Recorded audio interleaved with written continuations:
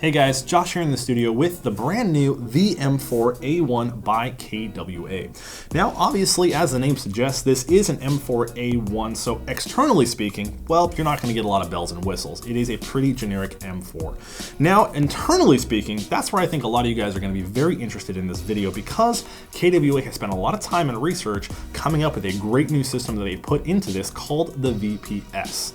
Now we'll cover that in a little bit, but first let's cover those quick externals so we can move on to those internals. Now in the back here we are going to have a 6-position stock. Internally, this is where your battery is going to be housed in the buffer tube or in the side of the stock, depending upon how you want to do that. The buffer tube is where your VPS system is housed, and we'll get into that in just a little bit. Moving forward on the rifle, you're going to have your Sling Plate, pretty standard. PTS grip, which I think is a very welcome addition. I love the PTS grips, and the new ones that are coming out are quite nice. Above that, for sights, you're going to have the carry handle and your standard front sight post here. Pretty basic on the M4A1. The handguard here obviously is swappable. You can take this off, put any rails or any additional accessories you want in there. But yeah, you get a pretty basic M4A1 setup with this. But internally, that's where things get a little bit different. Internally, these new gearboxes have a variable performance system built into them, or VPS for short. The VPS allows you to very quickly and very easily tune your FPS to whatever you need. All you simply do is access it via the buffer tube. There's going to be a tool that's included with these guns. You're simply going to give that a crank either clockwise or counterclockwise. One full turn is either going to increase or decrease your FPS by roughly 2.5, give or take. Now, when I got the gun, it was shooting around 405 feet per second with a margin of about 1 to 2 FPS, which is great. These gearboxes internally shoot very, very consistent, and I love that about them. And the rate of fire was around 13 rounds or so on an 11.1 bolt LiPo, which is great. Now, one of the cool things about that VPS system is this gun shooting at 405 feet per second would not be okay to use at most fields in this area. I have to tune it to 400 feet per second. Simply grab that tool, 2 quick turns, and I'm under at 400 feet per second exactly, meaning I'm good to go for any of those fields. Now, one thing to keep in mind is the plus or minus is only about 50 feet per second. So that means if the gun can only go down to 380 feet per second, you can't raise it up past 440.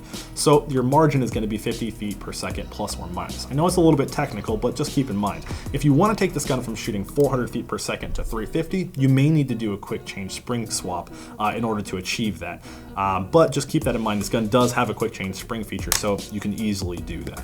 Now, on top of that awesome VPS system, we are also going to get a switch life extender, which is going to help prevent those contacts from burning out on your trigger, as well as the rotary style hop-up that everybody knows and loves. Additionally, this gun does feature the 30 to 120 round mid-capacity magazine with the cutoff lever, which is a very nice feature, which basically means if you're firing the gun and the magazine is empty, it will electronically cut off the gun, which means when you pull the trigger, nothing is going to happen. You have to put in a fresh mag, hit that bolt release, and you'll be good to go.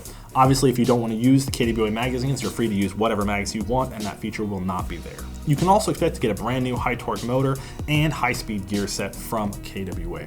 So with that being said, that pretty much completes the internal and external look at these brand new VM4A1s from KWA.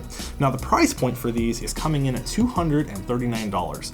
And I gotta say, I think that is a very great price point for this product in the market. It's under $250, which means you're gonna get amazing internals, the ability to do the quick change spring system, the VPS system, and you have the ability to configure the gun to whatever you need. If you want to turn this into a CQB monster, hey, you have the ability to do that. If you want to turn it into a longer range gun, you can tune this gearbox to shoot harder and get exactly what you're looking for. So I think KWA has done a pretty great job with this rifle. Leave comments below and let me know what you guys think. Do you think KWA has hit it on the mark with this one? Do you like all these internal features that they've added? Let me know. I would love to comment and chat with you guys about these new features. So that's going to do it for me on this episode, guys. My name is Josh, and as always, you can pre-order this on airsoftgi.com right now, and I'll make sure to include those links. So as always, guys, I'll catch you on the next one.